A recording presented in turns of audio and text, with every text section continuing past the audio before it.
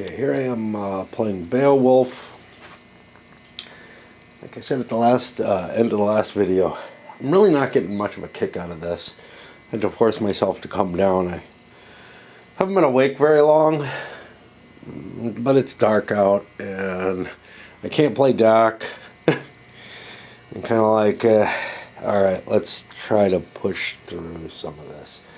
But again, I wish I hadn't even started, to be honest. It's just not the kind of game that I want to do. Okay, so here I'm in a straight line bid.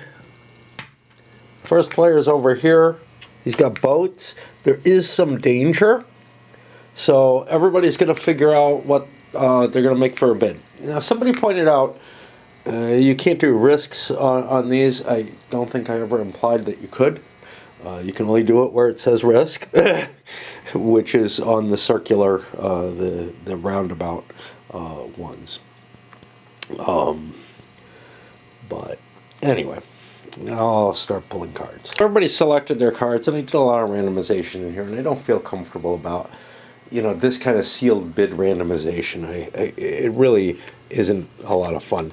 So this guy opened up. He wants to put one in because, hey, I'm going first. I probably won't get the worst effect out of it. This guy, same kind of choice for going second. Going third, he puts up to 2. A fairly heavy bid up here. And then another 2. Which means 1 goes here. 2 is going to go to the first guy who played 2. 3 is going to go to the second guy who played 2. You can see people throwing wild cards. This guy's really regretting having put anything at all if you're going to lose. Right? So what is the best choice? Beowulf's Resolve. Ignore a failed risk. This is kind of not that impressive. Let's take a discard 2 scratches. Well, I think this is better. I'll grab it. I'm actually out of real cards almost there, and I put it here. Player 2 is going to get. Again, I think this is worth it. Comparatively, this Sea Hag attacks, it's not a good event. You're not going to get much out of it. A 3 here, well, there's 2 bad ones, so we'll take the one that's not bad. And we get some points. This is going to go up here. 4, okay. So for him, it's whether he wants a wound and 2 cards or a 2-point penalty.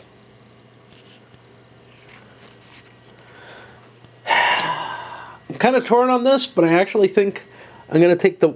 So the 2-point penalty is not as bad as the wound, but the 2 cards gives me capabilities, and I'm not that badly wounded. So let's do that. And that puts my 5th guy, who's going to take the -2 victory points.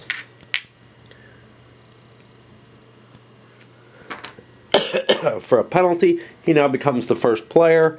This shifts, we're on recovery. Recovery is where we deal out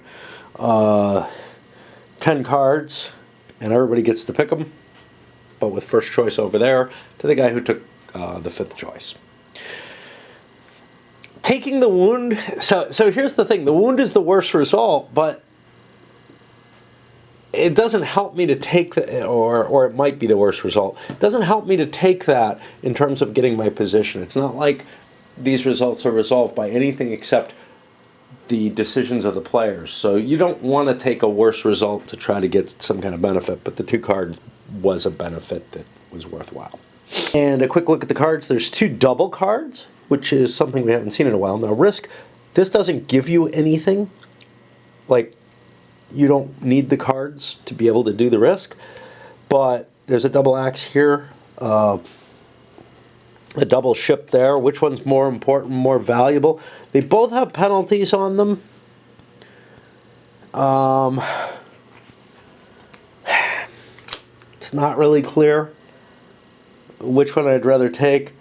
This comes with a wound and cards, a scratch, and some nice effects. This one comes with less nice effects, maybe something better. I'm going to take the 2 boats.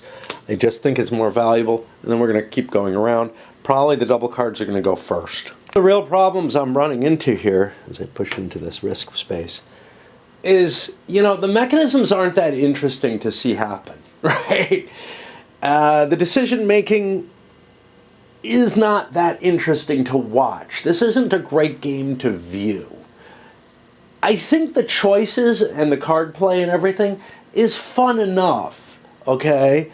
It's definitely not one of my favorite Kinezias out there, but I'm kind of questioning whether it's even worth keeping going, to be honest, because I mean, there's nothing terrible about it. It's a cute game. There's cool choices and whatnot, but I don't feel like they're all that interesting to analyze. You look ahead, you see what's coming. You know, you have this risk mechanism, you have this other cool stuff going on and everything. I can see where there's a lot of excitement to it in the actual play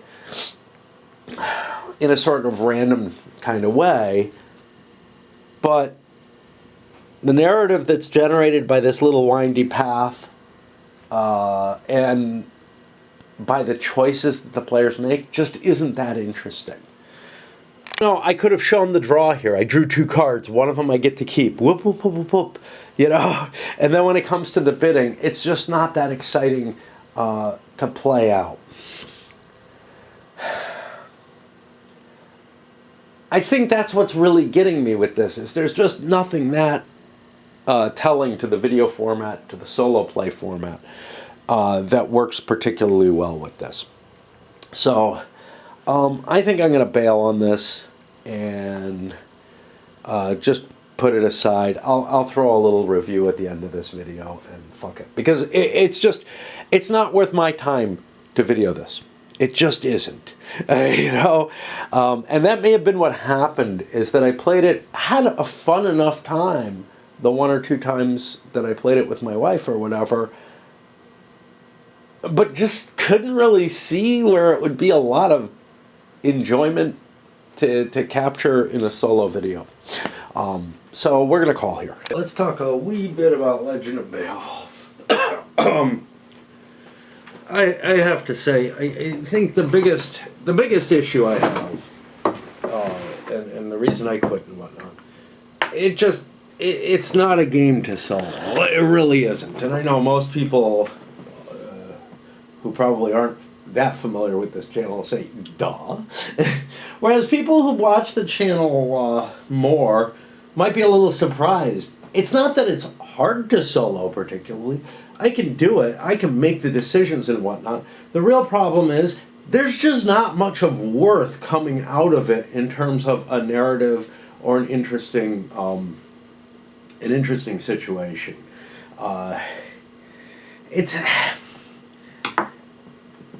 It's certainly not one of the Knizia classics, okay? I mean, you can't put this up against something like Tigris and Euphrates, where I actually do find some pleasant... first of all, there's an emergence of strategy in the best of Knizia games. Very simple rules, very simple setup, not lots of little pattern choices. Like, this game is divided up into all these little rooms or little event, I don't remember, episodes that each have, well, there's sets of them that work in certain sort of ways, but they each kind of have their own rules. When you look, hey, they each have their own rewards, especially the major ones. The recoveries and whatnot, not so much. It's a game that's about resource management, right? With a lot of randomness thrown in, and that can be interesting, there's no question about that. But I'm not particularly thrilled with the look ahead. It's kind of painful to do the look ahead on the map to see, hey, what do I need? What am I trying to work towards and everything? It all feels so scripted in that sort of sense that, like, you know, none of it is emergent. It is just the only thing that kind of directs your flavor in the game is, hey, which of these cards did I get? You know, what kind of randomness did I get from the cards? Which just feels too limited. It doesn't terribly feel like your opponent's decisions are impacting you all that much. Now, the way the bidding, the multiple bidding mechanisms work, a certain kind of groupthink can come into mind. First of all, we saw this on the last draw, and that's kind of where I gave up, is where I'm like, you know, I'm doing these sealed bids, and all I'm doing is rolling dice for what decision people make, because it's really just, I'm predicting how much of my how much of my hand I want to lose to avoid taking a bad effect, or to get maybe the best effect, but it's not very good in this particular case. Or in other cases where it's a very, very valuable thing, maybe I don't want to spend as much as people think I'm going to.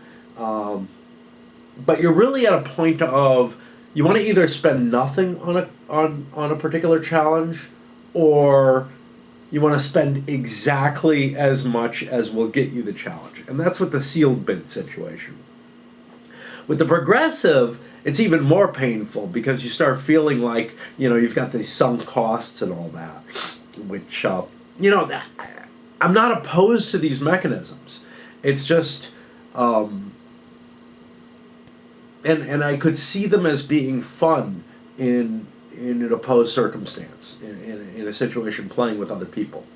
But I don't think I could find it enough fun that, like, playing this once with the collection of games that's available to me and that was available at the game store that I was at, that anyone would say, let's play Beowulf again. I really love that game.